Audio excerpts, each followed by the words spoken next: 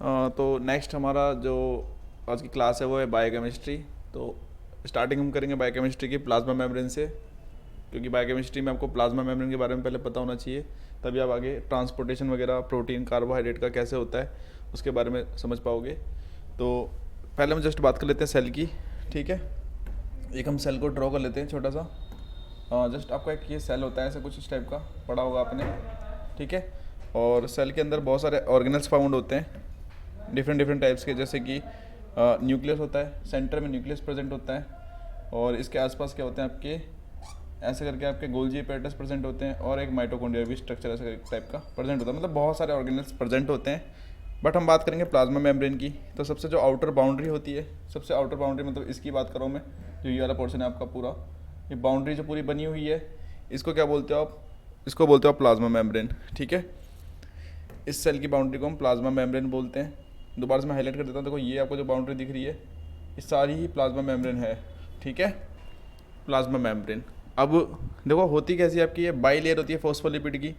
जो हमारी सेल होती है, ह्यूमन की सेल्स होती है, वो क्या होती है, बाई लेयर होती है फॉस्फोलिपिड की। मतलब मैं आपको बताता हूँ कैसी बनी होती है। तो अगर आप इसका एक एक क्लोजली डायग्राम देखो, जैसे मैं इस पोर्शन को जूम आउट करके यहाँ पे बनाता हूँ, तो कुछ इस तरीके का आपको पोर्शन देखने को मिलेगा। बना देता हूँ मैं आपको एक बार यहाँ पे, ठीक है। ये जस्ट कुछ इस तरह से इसका मैं आपको पीडीएफ में भी शो कर दूंगा, बस जस्ट यहाँ पे भी दिखा दे रहा हूँ मैं आपको कि कुछ इस तरह से क्या होता है, इसका स्ट्रक्चर बना हुआ होता है। और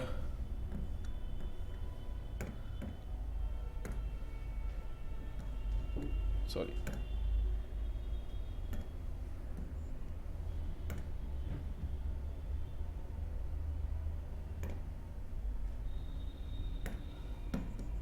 देखो कुछ इस तरह का स्ट्रक्चर बना होता है प्लाज्मा मेम्ब्रेन का, यहाँ पे ऐसे कुछ करके, ठीक है।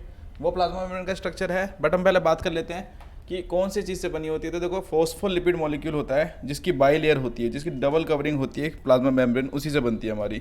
तो फॉस्फोलिपिड मॉलिक्यूल में देखो ऊपर का पोर्शन जो आपको दिख रहा है ये ग्रीन ग्रीन वाला, इसको आप बोलते हो फॉस्फेट,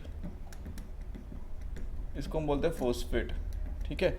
और नीचे जो इसको येलो कलर का जो आपको पोर्शन दिखाई दे रहा है, नीचे आप देखोगे ये टेल की तरह जो स्ट्रक्चर दिख रहा है, इसके दोनों पैर से जो दिख रहे हैं आपको, इनको बोलते हैं हम लिपिड्स, ठीक है। तो ये दोनों मिलके क्या बना देते हैं, फोस्फेट प्लस लिपिड मिलके क्या बनाते हैं, फोस्फोलिपिड बनाते हैं, ठीक है। फोस्फोलिपिड का फॉर्मेशन करते हैं, तो इसी को बोलते हो आप फोस्फोलिपिड। और इसकी दो लेयर होती है, मतलब दो कवरिंग होती है, उससे हमारी क्या बनी होती है, हमारी प्लाज्मा मेम्ब्रेन बनी होती है बाई लेयर, ठीक है। यहाँ पे लिखा है ना बाई लेयर ऑफ फोस्फोलिपिड, जो यहाँ पे लाइन दी गई है कि बाई लेयर होती है फोस्फोलिपिड की। तो देखो एक फोस्फोलिपिड ये रहा, एक फोस्फोलिपिड ये रहा, ये दोनों मिलकर क्या कर रहे हैं, आपस में अरेंजमेंट कर रहे हैं। और ये पूरे एक जब कई सारे फोस्फोलिपिड मिल जाएंगे तो क्या कर देंगे, ये प्लाज्मा मेम्ब्रेन को फॉर्म कर देंगे ऐसे। ये आपको एक माइक्रोस्कोपिक स्ट्रक्चर दिखाई दे रहा है इसका, किसका, प्लाज्मा मेम्ब्रेन का। और ये इसका प्रॉपर एक वो है कि आपके कई सारे फोस्फोलिपिड बाई लेयर मिलकर एक प्लाज्मा मेम्ब्रेन का फॉर्मेशन कर देते हैं, ठीक है। नेक्स्ट हम बात करेंगे कि किस तरह क्या होता है, जो इसकी नेक्स्ट क्या होता है प्लाज्मा मेम्ब्रेन के बारे में। तो सेमी परमेबल होती है आपकी प्लाज्मा मेम्ब्रेन, जो होती है वो क्या होती है, सेमी परमेबल मेम्ब्रेन होती है। सेमी परमेबल का मतलब होता है कि सेलेक्टिव चीज़ों को ही क्या करेगी, ये सेल के अंदर आने देगी, ठीक है। किसी भी चीज़ को अंदर आना है तो सेलेक्टिव चीज़ों को अंदर आने देगी, और सेलेक्टिव चीज़ों को ही बाहर जाने देगी। इसका मतलब ये नहीं कि कोई भी चीज़ सेल के अंदर इन्वेड कर सकती है और बाहर जा सकती है, सिर्फ सेलेक्टिव चीज़ें ही। और वो सेलेक्टिव चीज़ें हम आगे डिस्कस करेंगे, कौन कौन सी सेलेक्टिव चीज़ें इन एंड आउट हो सकती है सेल के अंदर, ठीक है। वो सारा किसके बेस पे होता है, सारा ही प्लाज्मा मेम्ब्रेन के अकॉर्डिंग चल रहा होता है, ठीक है। नेक्स्ट हम बात करेंगे अगला point, it provide the boundary to the cell, ठीक है। अब आपको दिख ही रहा होगा कि देखो सेल के, ये पूरा सेल आपका स्ट्रक्चर, ठीक है। और इसके अंदर यहाँ पे आपको दिख रहा है कि यहाँ पे न्यूक्लियस भी प्रेजेंट है, ये रहा न्यूक्लियस आपका, ये गोल्जी एपेरेटस प्रेजेंट है, ठीक है। ये आपका गोल्जी एपेरेटस प्रेजेंट है, माइटोकॉन्ड्रिया प्रेजेंट है, ये सारी चीज़ें प्रेजेंट है। तो इनके ऊपर एक बाउंड्री बनाने का काम कौन कर रहा है, देखो यहाँ पे दिख रहा है बाहर की ये बाउंड्री जो बन रही है, ग्रीन ग्रीन वाली की बता रहा हूँ मैं। तो ये कहीं ना कहीं बाउंड्री जो है किसकी बनी हुई है, प्लाज्मा मेम्ब्रेन की बनी हुई है। और प्लाज्मा मेम्ब्रेन क्या करता है, बाउंड्री बनाता है सेल की, दीवार टाइप की एक तरह की, ठीक है, ताकि कोई भी जो ऑर्गेनल है ना सेल से बाहर ना चला जाए, ठीक है। और आपको पता है सेल के अंदर एक फ्लूइड भी प्रेजेंट होता है जिसको आप साइटोजोल बोलते हो। तो उन सबको क्या करता है, सेल के अंदर रखने में हेल्प करता है कौन, प्लाज्मा मेम्ब्रेन, ठीक है। नेक्स्ट हमारा कि जो वेरियस सेल ऑर्गेनल्स होते हैं, जो अलग अलग टाइप के सेल ऑर्गेनल्स होते हैं, जैसे जो मैं बात करता, न्यूक्लियस हो गया, माइटोकॉन्ड्रिया हो गया, गोल्जी अपैरेटस हो गया, राइबोसोम्स हो गए, सारे ही किसके अंदर प्रेजेंट होते हैं, सारे ही क्या कहते हैं, सेल के अंदर प्रेजेंट होते हैं। और किससे इनक्लोज्ड होते हैं, ठीक है, या कवर्ड होते हैं, ये सारे किससे होते हैं, हमारे प्लाज्मा मेम्ब्रेन से कवर्ड हो रखे होते हैं, ठीक है। नेक्स्ट बात करते हैं, सेल मेम्ब्रेन किस किस चीज़ से मिलकर बनी होती है, ठीक है, कंपोस्ट किस किस से मिलकर बनी होती है। तो 60 to 75% आपको प्रोटीन देखने को मिलता है, 20 से 40% आपको फैट देखने को मिलेगा, ठीक है, 20 से 40% आपको फैट देखने को मिलेगा। और सबसे कम क्या होता है, कार्बोहाइड्रेट, कि सबसे कम आपको 1 से 5% कार्बोहाइड्रेट देखने को मिलता है। तो सबसे ज़्यादा आप समझ सकते हो क्या होता है, सबसे ज़्यादा प्रोटीन प्रेजेंट होता है। सबसे ज़्यादा क्या होता है प्लाज्मा मेम्ब्रेन के अंदर, प्रोटीन। अभी बताऊंगा कौन कौन से तरह के प्रोटीन होते हैं, ठीक है, क्योंकि एक तरह का प्रोटीन प्रेजेंट नहीं होता है, बहुत अलग अलग डिफरेंट टाइप के प्रोटीन्स प्रेजेंट होते हैं प्लाज्मा मेम्ब्रेन के अंदर, सबका अपना अपना फंक्शन होता है, ठीक है। The major part of plasma membrane made up of the protein, ठीक है, तो यहाँ बोल भी दिया कि जो मेजर पार्ट होगा वो किससे बना हुआ होगा, वो जस्ट प्रोटीन से बना हुआ होगा आपका, ठीक है। और वो भी कौन सा प्रोटीन, ग्लाइकोप्रोटीन। ग्लाइकोप्रोटीन मतलब कौन सा प्रोटीन होता है आपका, ग्लूकोज प्लस प्रोटीन, ठीक है, ऐसा ऐसा प्रोटीन नहीं, ग्लूकोज प्लस प्रोटीन मिलकर क्या बनाता है आपका, वो बनाता है आपका ग्लाइकोप्रोटीन, ठीक है, ग्लाइको प्रोटीन। तो ग्लूकोज प्लस प्रोटीन मिलकर बनता है आपका ग्लाइकोप्रोटीन। और इस तरह का प्रोटीन ही सबसे ज़्यादा प्लाज्मा मेम्ब्रेन के ऊपर पाया जाता है, ठीक है। नेक्स्ट अगर बात करें तो नेक्स्ट क्या होता है, the plasma membrane is not visible under the normal microscope. देखो प्लाज्मा मेम्ब्रेन इतनी छोटी होती है कि अगर उसको आप नॉर्मल माइक्रोस्कोप के अंडर में देखोगे ना तो आपको दिखाई ही नहीं देगी। तो इसको देखने के लिए क्या करना पड़ता है हमें, इलेक्ट्रॉन माइक्रोस्कोप, जो पावरफुल माइक्रोस्कोप नहीं होते इलेक्ट्रॉन वाले, वो वाले माइक्रोस्कोप यूज़ किए जाते हैं, ठीक है, वो वाले माइक्रोस्कोप यूज़ किए जाते हैं। और एक चीज़ और है कि देखो जो ये फॉस्फोलिपिड जो होते हैं, फॉस्फोलिपिड जो मॉलिक्यूल होता है ना, इसका नाम क्या होता है, इसको लेसिथिन बोलते हैं, ठीक है। कभी आपसे पूछा जाए ना क्वेश्चन की प्लाज्मा मेम्ब्रेन जो होती है सेल के ऊपर, उसका नाम क्या होता है या कौन सा फॉस्फोलिपिड उसके अंदर फाउंड होता है, तो वो लेसिथिन होता है आपका, ठीक है, लेसिथिन, ठीक है। नेक्स्ट बात करते हैं, चलो नेक्स्ट हम बात करते हैं स्ट्रक्चर ऑफ फॉस्फोलिपिड, जो मैं आपको जस्ट बता चुका था। देखो हेड जो होगा वो फॉस्फेट वाला होगा, टेल जो होगी वो क्या होगी, लिपिड वाली होगी। और हमेशा याद रखना कि लिपिड क्या करता है, ठीक है, हमेशा क्या होता है, लिपिड आपका हाइड्रोफोबिक होता है। तो टेल पोर्शन जितना भी होगा आपके फॉस्फोलिपिड का, वो सारा क्या होगा आपका हाइड्रोफोबिक होगा, मतलब वाटर को रिफ्लेक्ट करेगा।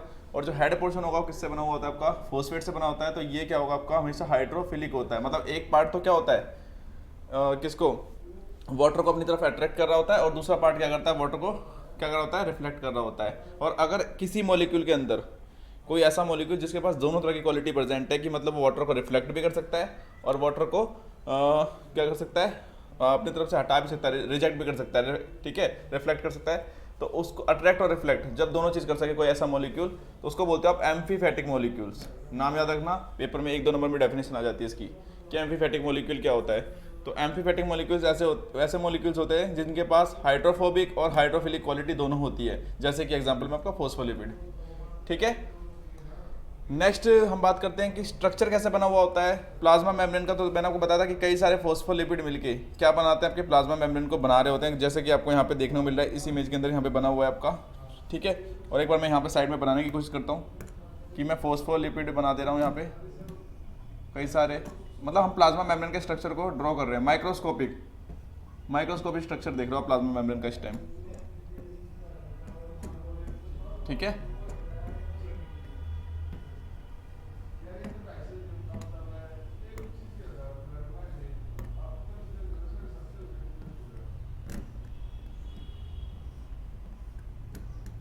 कुछ इस तरह से देखो स्ट्रक्चर प्रेजेंट होते हैं। फॉस्फोलिपिड बहुत सारे होते हैं, फॉस्फोलिपिड एक नहीं होता, कई सारे फॉस्फोलिपिड मिलके क्या करते हैं आपके, ठीक है, बना रहे होते हैं आपका क्या, प्लाज्मा मेम्ब्रेन का फॉर्मेशन कर रहे होते हैं, ठीक है। ऐसे कुछ इस तरह का अरेंजमेंट होता है आपका प्लाज्मा मेम्ब्रेन का कि कई सारे फॉस्फोलिपिड मॉलिक्यूल मिलके क्या बनाते हैं, आपकी प्लाज्मा मेम्ब्रेन को बना रहे होते हैं। और देखो आपको दिख रहा होगा कि जो हेड वाला पार्ट है ये तो क्या कहते हैं, फॉस्फेट वाला। देखो दोनों साइड देखो आप, ये इनर पोर्शन है, मतलब ये आउटर पोर्शन है प्लाज्मा मेम्ब्रेन का, आउटसाइड वाला पोर्शन, ठीक है। और ये इनर वाला पोर्शन है, इनसाइड वाला पोर्शन जहाँ पे आपको ऑर्गेन्स मिलेंगे, ठीक है, इनर पोर्शन है वाला, ठीक है। तो दोनों साइड आपको दिख रहा है कि जो टॉप एंड है दोनों साइड का, आउटर एंड और इनर एंड, दोनों साइड पे कौन प्रेजेंट है आपके, फॉस्फेट प्रेजेंट है। तो दोनों साइड क्या होगा, वाटर रिफ्लेक्ट रहेगा, सॉरी वाटर क्या रहेगा आपका वहाँ पे ज्वाइन रहेगा, मतलब हाइड्रोफिलिक मॉलिक्यूल है तो वहाँ पे वाटर क्या रहेगा, अट्रैक्ट रहेगा हमेशा। इन दोनों साइड पे वाटर क्या रहेगा, अट्रैक्ट रहेगा, वाटर अट्रैक्ट रहेगा इस साइड पे, दोनों साइड, ठीक है। यहाँ भी वाटर अट्रैक्ट, ठीक है। अब ये ऐसा क्यों होता है, देखो इनका स्ट्रक्चर, क्योंकि ये क्या करते हैं, देखो जब ऐसे मॉलिक्यूल प्रेजेंट होते हैं तो ये क्या करते हैं अपने नियर बाई ना वाटर के मॉलिक्यूल्स को ना अपने आसपास बना के रखते हैं, ऐसे इसके आसपास क्या होंगे, सेल के आसपास वाटर के मॉलिक्यूल्स आसपास करेंगे, बन के रखेंगे। और अंदर भी सेल के आपको पता है साइटोसोल प्रेजेंट होता है, तो अंदर भी वाटर के मॉलिक्यूल ऐसे प्रेजेंट रहेंगे, ठीक है, समझ गए। जिससे क्या होती है आपकी सेल हाइड्रेट रहती है प्रॉपर, ठीक है, क्योंकि सेल को चाहिए, क्योंकि सेल का मोस्टली कंपोनेंट तो साइटोसोल ही होता है। और जितने भी आपको पता है ऑर्गेनल से सारे ट्रांसपोर्टेशन वगैरह, कोई भी चीज़ one place to another place जा रही है, जैसे राइबोसोम वगैरह इधर से उधर जा रहा है, प्रोटीन जा रहा है, जो भी है वो इन्हीं लिक्विड की हेल्प से होता है, क्योंकि उनके पास और कोई ट्रांसपोर्टेशन मैकेनिज्म नहीं होता। तो सेल का हाइड्रेशन लेवल बहुत जरूरी होता है मेंटेन होना, नहीं तो सेल श्रिंक भी हो सकती है और खराब भी हो सकती है। तो इसलिए जो मॉलिक्यूल्स आपको दिख रहे हैं ना हेड वाले, ये इसलिए फॉस्फेट के होते हैं दोनों साइड पे, इनर एंड पे भी और आउटर एंड पे भी। बट बीच में क्या होते हैं आपके हाइड्रोफोबिक मॉलिक्यूल प्रेजेंट होते हैं। हाइड्रोफोबिक मतलब कि आपके लिपिड वाले पार्ट जो ये आपके ये अंदर बीच में प्रेजेंट है, यहाँ बनाता हूँ मैं आपको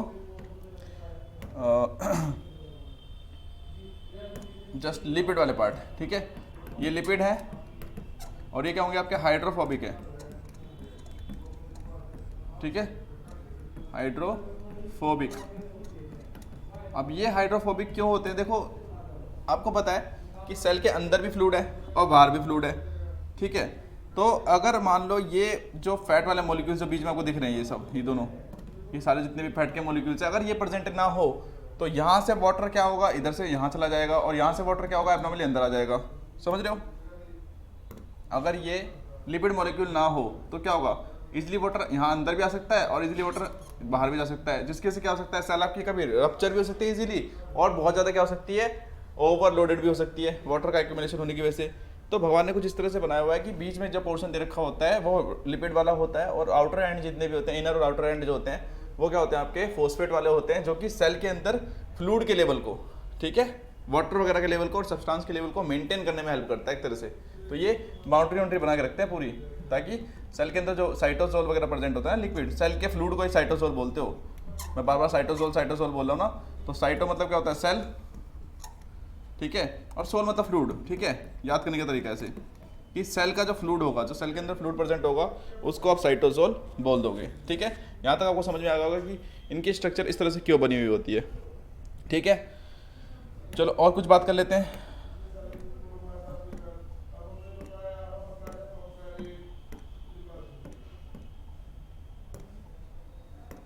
चलो और बात करते हैं, थोड़ा इसको मिटा देते हैं हम, उसके बाद आगे बात करते हैं कि और क्या क्या काम होता है सेल के अंदर और क्या क्या चीज़ें फाउंड होती हैं, ठीक है। चलो यहाँ पे इसको हटा देते हैं पूरा।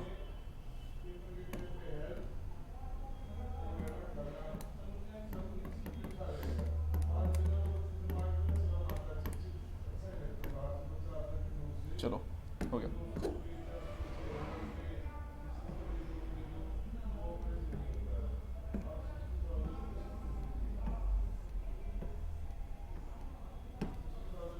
बात करते हैं कि अब और भी देखो, आपने पढ़ाई था कि मेनली कि जो सेल के अंदर जो मोस्ट कॉमनली आपको जो पोर्शन देखने को मिलेगा वो होता है आपका प्रोटीन, और प्रोटीन भी कौन सा आपका, ग्लाइकोप्रोटीन, ठीक है। तो कुछ आपको देखने को मिलेंगे ऐसे, इस टाइप के ऐसे कुछ स्ट्रक्चर्स प्रेजेंट होंगे सेल के, आउटर साइड भी हो सकता है, ठीक है, और इनसाइड भी प्रेजेंट हो सकता है ऐसे, कभी कभार बीच में बिल्कुल भी ऐसे प्रेजेंट होते हैं। मैं अलग अलग कलर से बनाता हूँ, चलो इसको बनने दो, इससे प्रोटीन को इसे दिखा देते हैं कि कुछ इस तरह के प्रेजेंट देखने को मिल सकते हैं आपको दोनों साइड से, कि पूरे अंदर तक बाहर तक प्रेजेंट होंगे, ठीक है, कुछ इस तरीके से। और कुछ अदर मॉलिक्यूल्स वगैरह, क्योंकि देखो आपको पता है फैट भी तो प्रेजेंट थे ना, तो कुछ आपको फैट वगैरह भी ऐसे प्रेजेंट देखने को मिल सकते हैं, ठीक है, छोटे छोटे मॉलिक्यूल्स फैट वगैरह के प्रेजेंट देखने को मिल सकते हैं साइड में, ठीक है, समझ गए। तो अभी मेरे लिए प्रोटीन की बात करेंगे, क्योंकि प्रोटीन ही सबसे ज़्यादा मोस्ट एबुडेंट जो है प्लाज्मा मेम्ब्रेन के अंदर पाया जाता है।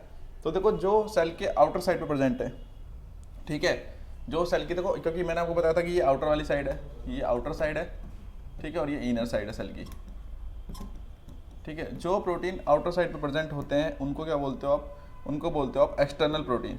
इनको क्या बोलोगे आप, एक्सटर्नल प्रोटीन या फिर एक्सटर्नसिक प्रोटीन, एक्सटर्नल या फिर एक्सटर्नसिक प्रोटीन बोल सकते हो,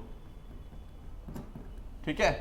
एक्सटर्नल या फिर एक्सटेंसिव प्रोटीन बोल सकते हो। और जो इनसाइड पे प्रेजेंट होंगे, इनसाइड जो अंदर की साइड प्रेजेंट है, इनको क्या बोल दोगे आप, इनको बोल दोगे आप इंटर्नसिक या फिर internal protein, internal protein,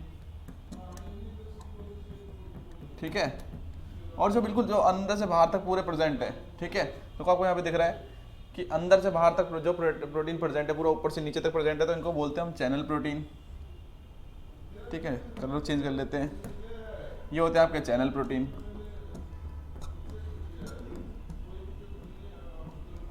channel protein,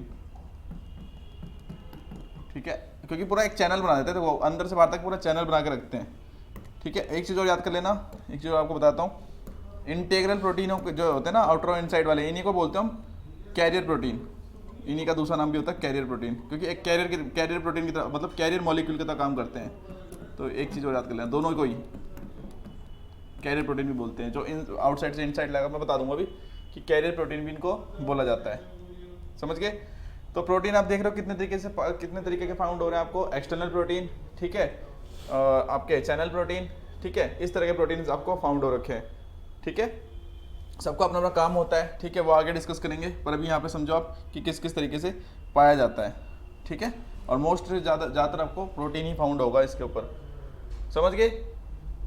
चलो आगे बात करते हैं हम कि प्रोटीन की बात कर ली थी हमने, कौन से प्रोटीन की बात करी थी, ग्लाइकोप्रोटीन की बात कर ली थी। सबसे ज़्यादा तो ग्लाइकोप्रोटीन ही प्रेजेंट होते हैं, ठीक है। और किस किस तरीके से प्रेजेंट हो सकते हैं, अरेंजमेंट इनका देखो, अगर आउटर साइड पे प्रेजेंट होंगे तो क्या बोल दोगे आप उनको, एक्सटर्नल प्रोटीन बोल दोगे, अगर इनसाइड प्रेजेंट होंगे तो इंटरनल प्रोटीन बोल दोगे, अगर पूरा चैनल बना रहे होंगे अंदर से बाहर तक पूरा प्रेजेंट होंगे तो उनको क्या बोल दोगे आप, उनको बोलोगे आप चैनल प्रोटीन, ठीक है।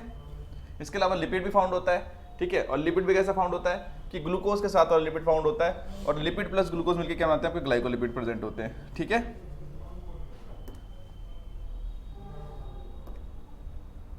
चलो नेक्स्ट हम बात करते हैं प्रोटीन फाउंड। जो मैंने आपको बताया था कि मोस्ट इंपॉर्टेंटली यही रहेगा आपका कि protein found on the plasma membrane, की किस किस तरह के प्रोटीन फाउंड हो सकते हैं, जो कि मैंने आपको बताया था अभी जस्ट, और पेपर में क्वेश्चन भी आ सकता है ऐसा। तो देखो स्ट्रक्चरल प्रोटीन, ठीक है, एक होता है आपका स्ट्रक्चरल प्रोटीन, ठीक है। चलो एक होता है आपका स्ट्रक्चरल प्रोटीन, एक होता है आपका कैरियर प्रोटीन। कैरियर में मैंने आपको बता दिया था कि चैनल वाले होंगे या तो, ठीक है, कैरियर में क्या होंगे आपके चैनल वाले होंगे जो पूरा चैनल बना के कर रहे होंगे ट्रांसपोर्ट, या फिर क्या होगा सिर्फ बाहर की तरफ और अंदर की तरफ प्रेजेंट होंगे, ठीक है, और एंजाइम्स, ठीक है। चलो बात करते हैं स्ट्रक्चरल प्रोटीन की। स्ट्रक्चरल प्रोटीन क्या होता है, देखो स्ट्रक्चरल प्रोटीन ऐसे प्रोटीन होते हैं जो प्लाज्मा मेम्ब्रेन को स्ट्रक्चर प्रोवाइड कर रहे होते हैं, ठीक है। प्लाज्मा मेम्ब्रेन को क्या करते हैं, स्ट्रक्चर बना के रखते हैं, क्योंकि अगर तो कोई ये स्ट्रक्चरल प्रोटीन प्रेजेंट नहीं होंगे ना तो प्लाज्मा मेम्ब्रेन अपना शेप नहीं गेन कर पाएगी, जो उसका शेप होता है प्रॉपर, एक सेल का जो शेप आपने पढ़ा है वो प्रॉपर उसका बनेगा ही नहीं। तो इनका काम ही क्या होता है, देखो स्ट्रक्चर मतलब क्या होता है कि स्ट्रक्चर देने में हेल्प करेंगे, ठीक है। ज़्यादा बात इसकी नहीं होती है, बट फिर भी समझ लो कि स्ट्रक्चरल प्रोटीन वो प्रोटीन होंगे जो स्ट्रक्चर प्रोवाइड करने में हेल्प कर रहे होंगे, सिर्फ इनका इतना काम होता है। They form the structure backbone of the cell membrane, इनका इतना काम होता है, ठीक है। और बने कैसे होते हैं, देखो मोस्टली ये जो होते हैं ना स्ट्रक्चरल प्रोटीन, वो लिपोफिलिक होते हैं, मतलब लिपिड के साथ बाइंड करके रहते हैं, ठीक है। और लिटिल कैटालाइटिक प्रॉपर्टी होती है इनके पास, कैटालाइटिक मतलब कि रिएक्शन कराने वाली कैटालाइटिक प्रॉपर्टी, ठीक है। इसके बारे में इतना जानना कि बस ये स्ट्रक्चर प्रोवाइड कर रहे होते हैं, बस इससे ज़्यादा नहीं, ठीक है। और मैकेनिकल स्टेबिलिटी देते हैं सेल को। नेक्स्ट बात करते हैं हम कैरियर प्रोटीन की। तो कैरियर प्रोटीन आपने पढ़ाई था कि कैरियर प्रोटीन वो प्रोटीन होंगे जो क्या करेंगे, किसी सब्सटेंस को कैरी करने में हेल्प करेंगे। और आपको पता है कि सेल के अंदर क्या होता है, चीज़ों का ट्रांसपोर्टेशन होता रहता है अंदर से बाहर। जैसे कि आप ऑक्सीजन, एग्जांपल बताता हूँ मैं, ऑक्सीजन लेते हो आप, ठीक है। मैं एक सेल और ड्रॉ कर लेता हूँ इधर एक बार, कि ये आपके सेल है, ठीक है। इसके बीच में ऑर्गेनल्स वगैरह प्रेजेंट होंगे आपके, या ऑर्गेनल्स वगैरह है, ठीक है, कुछ भी बना लो, ठीक है। तो जब आपको पता है, देखो आपके बाहर की साइड पे क्या होती है, ब्लड वेसल्स प्रेजेंट होती हैं। ब्लड वेसल्स में क्या होता है, O2 प्रेजेंट होता है। आर्टरीज की बात करूँ, उसके बगल में जस्ट वेन्स भी प्रेजेंट होती हैं। उसके बगल में जस्ट क्या होती है, यहाँ लगा लो, वेन्स होती हैं, ठीक है। तो होता क्या है, देखो कि सेल को जब ज़रूरत पड़ती है, क्योंकि सेल तो सेलुलर रेस्पिरेशन तो होगा ही होगा, तो सेल को जब जरूरत होती है तो क्या करता है, आर्टरीज से ऑक्सीजन ले लेता है, मतलब ऑक्सीजन क्या होगा, यहाँ ट्रांसपोर्ट होकर इधर उधर आ जाएगा O2, और जब सेल के अंदर यूज़ हो जाएगा, ठीक है, जब सेल के अंदर यूज़ हो जाएगा तो क्या होगा, CO2 में कन्वर्ट होकर कहाँ चला जाएगा, वेन्स के अंदर चला जाएगा, ठीक है, CO2 बन जाएगा, ठीक है, कि CO2 में कन्वर्ट होकर वेन्स में चला जाएगा। और ये हो किसकी वजह से रहा है, क्योंकि यहाँ पे कैरियर प्रोटीन प्रेजेंट है, प्लाज्मा मेम्ब्रेन के ऊपर क्या है, कैरियर प्रोटीन प्रेजेंट है, जो क्या कर रहे हैं, O2 को अंदर और बाहर भेजने में। देखो कैरियर प्रोटीन आपने पढ़ा था जो आउटर साइड पे प्रेजेंट होंगे, आउटर वाले कैरियर प्रोटीन वो क्या करेंगे, O2 को सीधा बाहर से अंदर की तरफ खींच लाएंगे। अब जब अंदर ये CO2 बन जाएगा तो क्या करेंगे, जो अंदर वाले इंटेग्रल प्रोटीन थे आपके, और एक्सटर्नल इंटेग्रल प्रोटीन वो क्या करेंगे, इसको बाहर की तरफ धकेल देंगे। अब तो वो कैरियर प्रोटीन होते हैं आपके, कि चीज़ों को अंदर से बाहर ले जाने में हेल्प कर रहे होते हैं, ठीक है।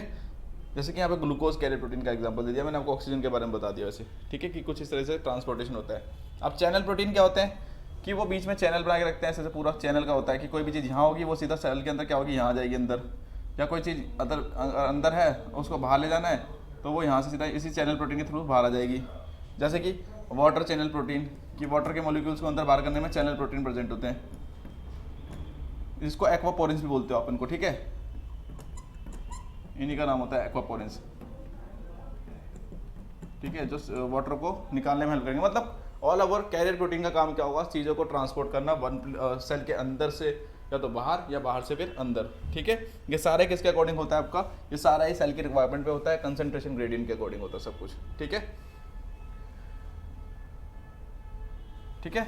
यहाँ तक आपको समझ में आया होगा कि सेल किस तरह से काम करती है, कि और सेल के अंदर क्या क्या, मतलब प्लाज्मा मेम्ब्रेन क्या क्या होता है, उसके अंदर किस किस तरह के प्रोटीन फाउंड हो सकते हैं, कैरियर वगैरह। लास्ट हम बात करते हैं एंजाइम्स की, ठीक है। एंजाइम्स क्या होते हैं, देखो ये भी एक तरह के प्रोटीन होते हैं। अगर एंजाइम्स की आप बात करोगे तो प्रोटीन से मिलकर ही बनते हैं आपके एंजाइम्स, ठीक है, प्रोटीन के से ही बनते हैं आपके एंजाइम्स। तो इनको बोला जाता है कि प्रोटीन इन नेचर, इसलिए क्या होता है, प्रोटीन का टाइप दे रखा है कि बने तो प्रोटीन से ही है ना, तो प्रोटीन से बने तो क्या होगा, प्रोटीन में काउंट होंगे, ठीक है। तो एंजाइम्स क्या होते हैं, देखो एंजाइम्स ऐसे प्रोटीन होते हैं जो क्या करते हैं, कैटालाइटिक एक्टिविटी कराते हैं, कैटालाइटिक, ठीक है, कैटालाइटिक एक्टिविटी परफॉर्म कराते हैं,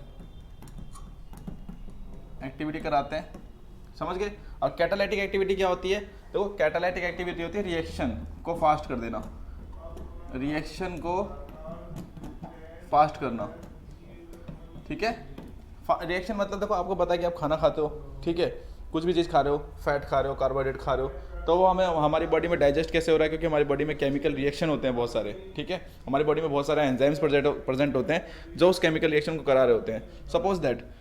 सपोज करके देखो कि अगर हमारी बॉडी में हाइड्रोक्लोरिक एसिड ना प्रेजेंट हो स्टमक के अंदर, तो आप अगर खाना खाओगे तो लगा लो कितने दिन आपको डाइजेस्ट करने में लग जाएंगे, लगभग 1-1.5 से ज़्यादा हफ्ता लग सकता है, कभी कभी डाइजेस्ट भी नहीं होगा। पर उसी चीज़ को, उसी रिएक्शन को हमारा जो हाइड्रोक्लोरिक एसिड होता है, एंजाइम बोल सकते हो आप उसको, कि जो हाइड्रोक्लोरिक एसिड एंजाइम जो होता है वो क्या करता है, उसी चीज़ को फास्ट करके, रिएक्शन को फास्ट करके विदिन 4 to 6 आवर में कंप्लीट कर देता है, ठीक है। उसी चीज़ को क्या करता है वो, कि उस रिएक्शन को फास्ट करके क्या कर देता है, विदिन 4 to 6 आवर में कंप्लीट करके दे देता है, ताकि क्या हो सके, हमारी बॉडी इसको जल्दी से यूटिलाइज कर सके। तो एंजाइम्स क्या होते हैं, ऐसे आपके प्रोटीन होते हैं जिनके पास क्या होती है, कैटालाइटिक एक्टिविटी, मतलब किसी भी रिएक्शन को फास्ट करने वाली एक्टिविटी होती है इनके पास, कि किसी भी रिएक्शन को क्या कर देंगे, फास्ट कर देंगे, ताकि जल्दी से जल्दी वो रिएक्शन हो जाए और वहाँ से ज़्यादा से ज़्यादा, ठीक है, ज़्यादा से ज़्यादा एनर्जी आप निकाल सको या न्यूट्रिशन निकाल सको, ठीक है। तो यहीं तक का था हमारा टॉपिक आज का, ठीक है। नेक्स्ट हम डिस्कस करेंगे अगली क्लास में, जिसमें हम आप पढ़ेंगे कि आपका एक्सटेंसिव प्रोटीन कौन सा होता है, इंटेंसिव प्रोटीन कौन सा होता है, ठीक है, ये सब डिस्कस करेंगे उसके अंदर।